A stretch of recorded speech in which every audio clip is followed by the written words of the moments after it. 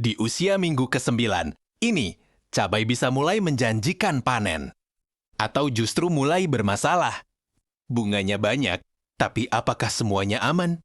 Dan satu kesalahan kecil di minggu ini bisa bikin hasil panen turun drastis.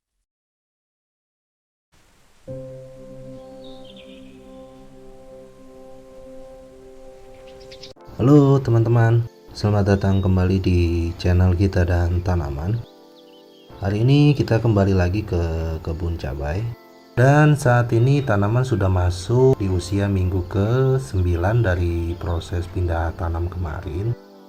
Jelas kita sudah ada di fase generatif di minggu ke-9 ini ya teman-teman. Jadi di minggu ke-9 ini kondisi tanaman masih terlihat baik ya, yang mana batang tanaman itu terlihat lebih kokoh dari minggu sebelumnya. Percabangan juga semakin banyak dan daun relatif lebih hijau ya. Meskipun jika ada daun tua yang mulai menguning, itu masih tergolong normal asalkan tidak menyebar ke daun yang muda. Karena daun tua yang menguning itu memang wajar pada tanaman di fase generatif ini, yang disebabkan karena tanaman mulai fokus untuk memproduksi bunga dan juga buah ya.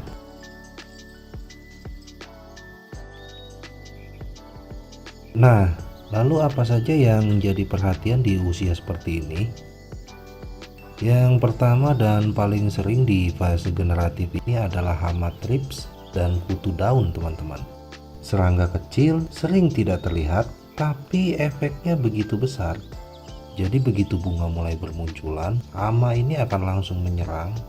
Biasanya mereka akan bersarang di bawah daun muda dan juga di bunga tanamannya ya teman-teman.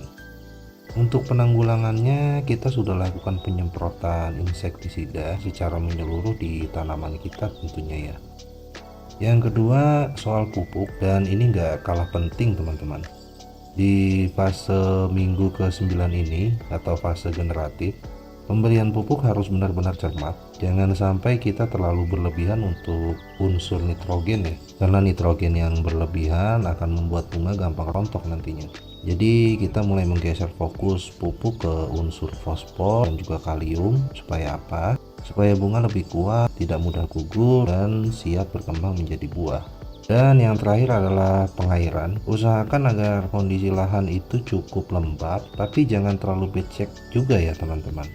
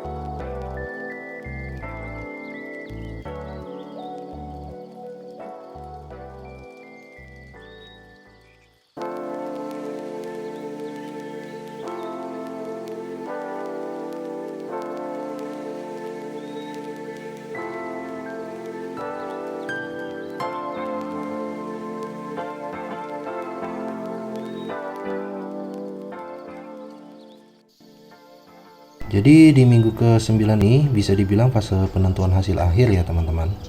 Jadi untuk perawatan kita harus benar-benar fokus supaya bunga bisa berkembang jadi buah nantinya. Oke teman-teman, itu tadi update kebun kita di minggu ke-9 ini.